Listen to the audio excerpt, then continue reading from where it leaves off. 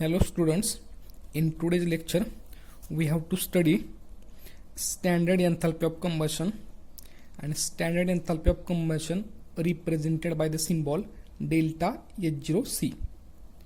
We know that combustion reaction.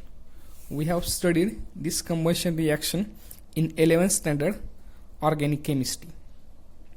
In combustion reaction, organic substance or substance is heated with oxygen. It gives carbon dioxide, CO2 and heat energy is evolved. आपण combustion reaction 11वीच्या वर्गामध्ये organic केमिस्ट्रीमध्ये बघितल्या होत्या, alkane चॅप्टरमध्ये किंवा alkane चॅप्टरमध्ये. मग तिथं कुठलाही organic substance आहे तो आपण काय करतोय, ऑक्सिजन सोबत रिॲक्ट करतोय. कंबशन म्हणजे ज्वलन करायचंय, बर्न करायचंय. मग बर्न होताना तो in presence of air burn होणार आहे. एअरमध्ये कोण आहे, ऑक्सिजन आहे. त्या ऑक्सिजन सोबत बर्न होतोय.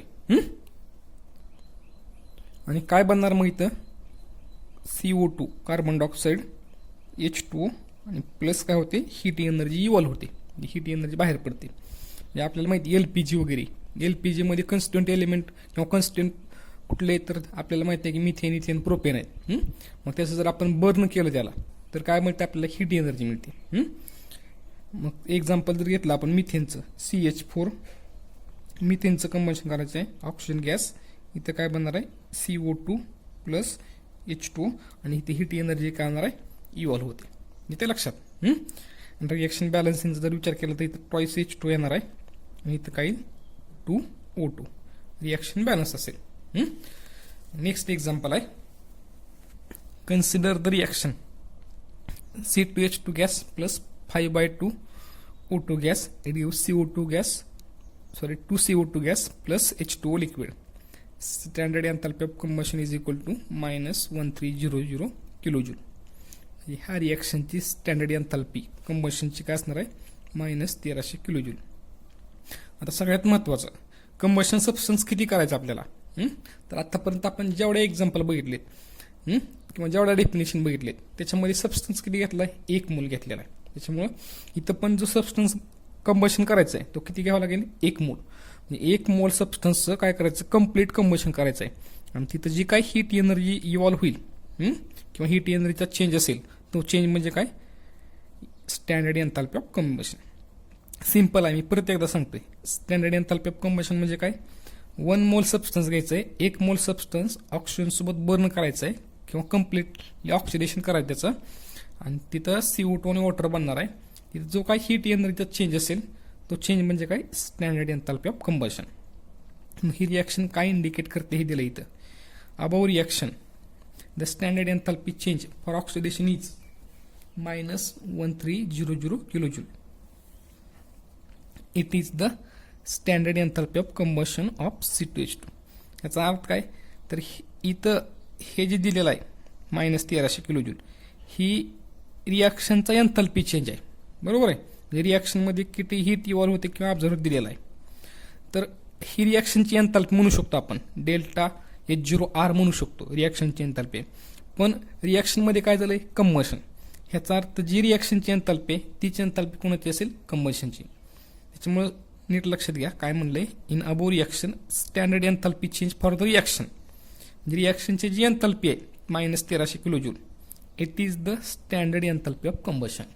तीच कुठली एन्थाल्पी आहे, स्टँडर्ड एन्थाल्पी ऑफ कंबशन आहे. कळाले. Definition, the standard enthalpy of substance is defined as, the standard enthalpy of substance is defined as, it is the enthalpy change that accompanying reaction. आता accompanying reaction म्हणजे पूर्ण करतोय, एनर्जीचा change पूर्ण करतोय. काय पूर्ण करतोय, a reaction in which 1 mole of substance in its standard state is completely oxidized. म्हणजे आपण जे मागाशी बोललो तेच आहे. 1 मोल सबस्टन्स आहे, 1 मोल सबस्टन्स काय होते, कम्प्लीट ऑक्सिडेशन होत आहे.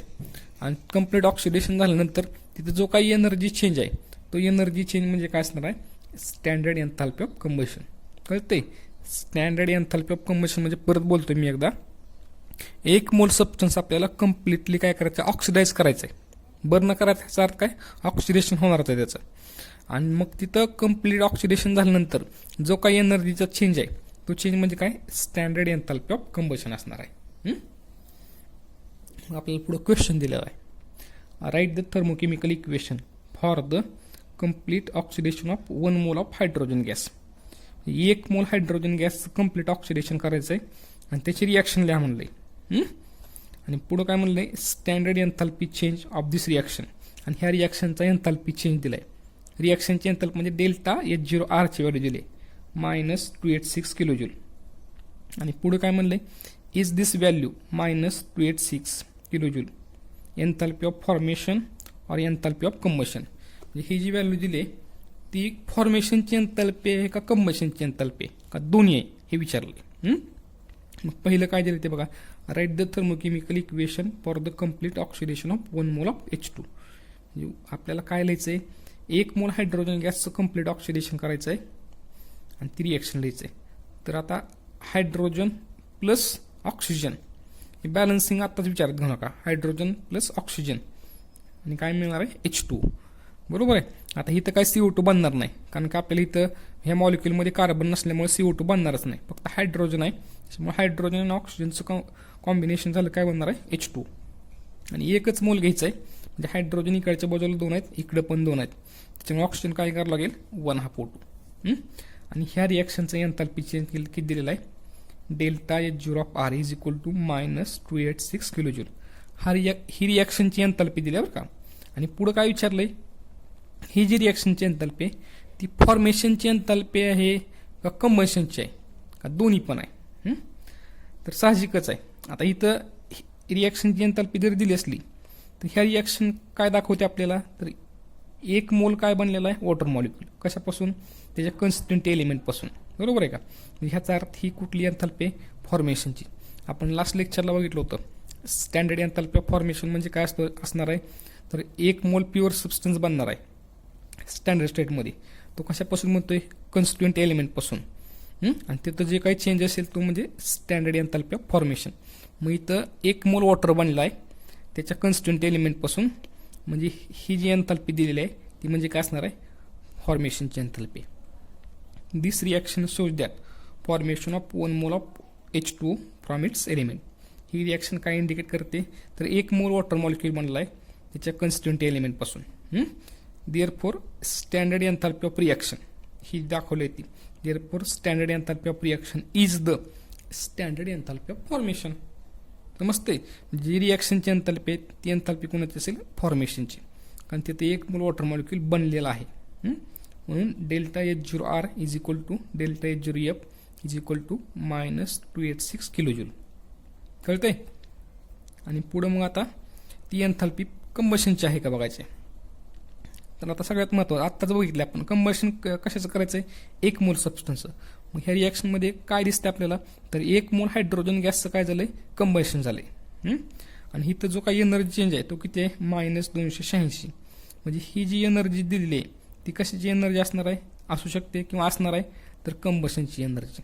तर मस्त आहे. म्हणजे रिॲक्शनमध्ये आपण 1 मोल हायड्रोजन गॅसचं कम्प्लीट कंबशन केलं आहे आणि आपल्याला माहिती आहे 1 मोल सबस्टन्स कम्प्लीट ऑक्सिडेशन केला किंवा बर्न केला तिथं जो काही एन्थाल्पी चेंज येतोय तो म्हणजे काय, स्टँडर्ड एन्थाल्पी ऑफ कंबशन असणार आहे.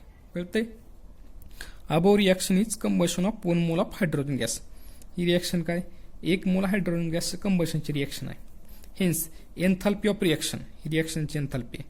Hence enthalpy of reaction is the enthalpy of combustion. म्हणजे रिॲक्शनची एन्थाल्पीच काय असणार आहे, कंबशनची एन्थाल्पी. कारण की इतर रिॲक्शन कुठली झाली, कंबशनची झालेली.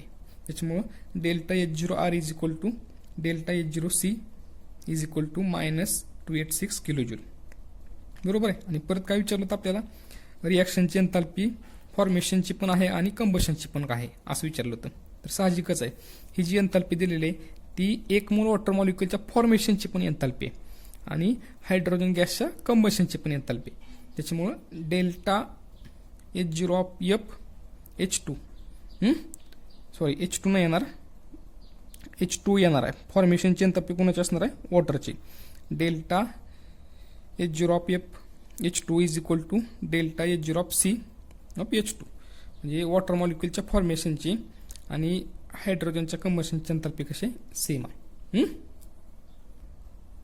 आपल्या याच्यावरती आपल्याला एक प्रॉब्लेम बघायचा आहे. तर प्रॉब्लेम दिलेला आहे, एकच प्रॉब्लेम आहे म्हणजे कंबशनवरती. प्रॉब्लेम असा आहे, estimate calculate estimate or calculate the standard enthalpy of combustion of CH4 gas if standard enthalpy of formation of CH4 is equal to minus 74.8 kilojoule per mole, standard enthalpy of formation of CO2 is equal to minus 393.5 kilojoule per mole, and standard enthalpy of formation of water is equal to minus 285.8 kilojoule per mole. आता आपल्याला कशाची एंथॅल्पी विचारले, combustion करायचं CH4चं, म्हणजे आपल्याला reaction लिहावी लागेल कंबशनची, बरोबर आहे का. The equation for combustion of 1 mole of CH4, 1 मोल CH4चं कंबशन करायचं आहे, त्याची रिॲक्शन किंवा इक्वेशन काय असेल, विदाऊट बॅलन्सिंगचं लिहावं लागेल मग अगोदर. बॅलन्सिंग आपण नंतर केलेलं आहे. CH4 प्लस O2 समजा की बॅलन्स केलं ना, समजा CH4 plus O2 it give CO2 plus काय असेल H2, हे बॅलन्स केलं ना समजा. मग आता नंतर बॅलन्स करायचं. बॅलन्सिंगमध्ये एक लक्षात ठेवायचं की CH4 एकच राहिला पाहिजे. तर आता हायड्रोजन किती आहेत, 2 आहेत इकडच्या बाजूला, सॉरी इकडे 4 आहेत, इकडे 2 आहेत, त्यामुळे इथं काय करावं लागेल ट्वाईस H2, आणि ट्वाईस H2 केल्यामुळे मग ऑप्शन किती झाले 4 झाले. मग इथं काय घ्यावं लागेल 2O2. रिॲक्शन बॅलन्स झाली, आणि ह्या रिॲक्शनची एंथॅल्पी जी असणार आहे तीच एंथॅल्पी म्हणजे काय असणार आहे कंबशनची. आणि आपल्याला डायरेक्ट फॉर्म्युला कंबशनच्या एंथॅल्पीचं फॉर्म्युला दिलेला नाही. कुठला दिला आहे, स्टँडर्ड एंथॅल्पी ऑफ रिॲक्शनचा फॉर्म्युला दिलेला आहे आपल्याला. तर standard enthalpy of reaction is equal to summation of standard enthalpy of formation of products minus summation of standard enthalpy of formation of reactants. असा प्रॉब्लेम आपण पाठीमागे बघितला होता. समजतंय, परत एकदा बोलते मी, आपल्याला स्टँडर्ड एंथॅल्पी ऑफ कंबशन काढायचं आहे, त्याचा फॉर्म्युला नाही आपल्याकडं. तर स्टँडर्ड एंथॅल्पी ऑफ रिॲक्शनचा आहे, आणि स्टँडर्ड एंथॅल्पी ऑफ रिॲक्शन म्हणजेच काय असणार आहे स्टँडर्ड एंथॅल्पी ऑफ कंबशन. म्हणून फॉर्म्युलेमध्ये आपण काय लिहितोय डेल्टा H0R. म्हणजे सुरुवातीला सम ऑफ द एंथॅल्पीज ऑफ प्रोडक्ट्स आणि सम ऑफ द एंथॅल्पीज ऑफ रिॲक्टंट, म्हणजे फॉर्मेशनचे एंथॅल्पीज आहेत बरं का. आता प्रोडक्ट बघा कोण कोण आहेत. प्रोडक्टमध्ये CO2 आणि H2 आहे, आणि ह्याचे नंबर ऑफ मोल पण लिहायचे बरं का. तर पहिला CO2च्या फॉर्मेशनची सम करायचे. पहिल्यांदा डेल्टा किंवा standard enthalpy of formation of CO2 plus 2 water मॉलिक्युलचे 2 मोल आहेत, 2 into standard enthalpy of formation of O2 bracket close. Sorry परत एकदा सांगतोय, इथं कोण कोण आहे प्रोडक्टमध्ये CO2 आणि H2 आहे. Standard enthalpy of formation of CO2 plus 2 into standard enthalpy of formation of water bracket close. हे मायनस ॲज इट इज, आणि परत काय घ्यायचं आहे summation of standard enthalpy of formation of reactant घ्यायचं आहे. तर रिॲक्टंटमध्ये कोण कोण आहे, तर रिॲक्टंटमध्ये मिथेन आणि ऑक्सिजन आहे. त्याचे नंबर ऑफ मोल पण मल्टिप्लाय करायचे. तर ब्रॅकेटमध्ये standard enthalpy of formation of CH4 plus 2 into standard enthalpy of formation of O2. आता सिम्पल आहे, फक्त पुढं ज्या व्हॅल्यू दिलेत त्या व्हॅल्यू पुटअप करायचे आहेत आणि कॅल्क्युलेशन करायचं आहे. मॅथमॅटिकल पार्ट आहे. सुरुवातीला standard enthalpy of formation of CO2 minus 393.5 plus as it is 2 into standard enthalpy of formation minus 285.8 bracket close. Minus as it is. आता CH4 आणि O2 साठी व्हॅल्यू द्यायचे.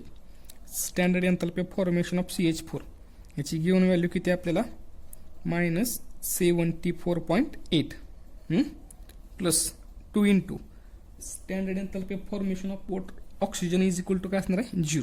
कारण आपण कालच्या लेक्चरला बघितलं होतं standard enthalpy of formation of element is काय असणार आहे 0. कॅल्क्युलेशन बघा आता पुढं minus 393.5 as it is plus 2 into minus 285.8 याचं कॅल्क्युलेशन मायनस 571.6 ब्रॅकेट क्लोज. हे मायनस ॲज इट इज. हे मायनस 74.8 ॲज इट इज. हे 2 इंटू 0 काय असणार आहे 0. परत नेक्स्ट मायनस 393.5 हे plus minus minus 571.6 bracket close आणि पुढं मायनस मायनस काय असणार आहे plus 74.8 minus 393.5 minus 571.6 minus minus plus मोठ्या संख्या साईन मायनस आणि ह्याचं कॅल्क्युलेशन काय होणार आहे मायनस 965.1 आणि plus 74.8 as it is. Next minus 965.1 plus 74.8 मोठी संख्या ही मायनस आहे आणि मोठ्या संख्येतून ही मायनस झाल्यामुळं मोठ्या संख्येत साईन काय येणार आहे मायनस 890.3 किलोजूल. ही व्हॅल्यू काय आली स्टँडर्ड एन्थॅल्पी ऑफ रिॲक्शन. आणि आपल्याला माहिती आहे स्टँडर्ड एन्थॅल्पी ऑफ रिॲक्शन म्हणजेच काय असणार आहे standard enthalpy of combustion. Therefore standard enthalpy of reaction is equal to standard enthalpy of combustion is equal to minus 890.3 kilojoule. कळतंय. प्रॉब्लेममध्ये फक्त एक गोष्ट लक्षात ठेवायची की आपल्याला स्टँडर्ड एन्थॅल्पी ऑफ कंबशन विचारलंय पण फॉर्म्युला आपल्याला कशाचा वापरायचा आहे स्टँडर्ड एन्थॅल्पी ऑफ रिॲक्शनचा. आणि स्टँडर्ड एन्थॅल्पी ऑफ रिॲक्शनवरून आपण काय लिहितोय मग standard enthalpy of combustion. Okay.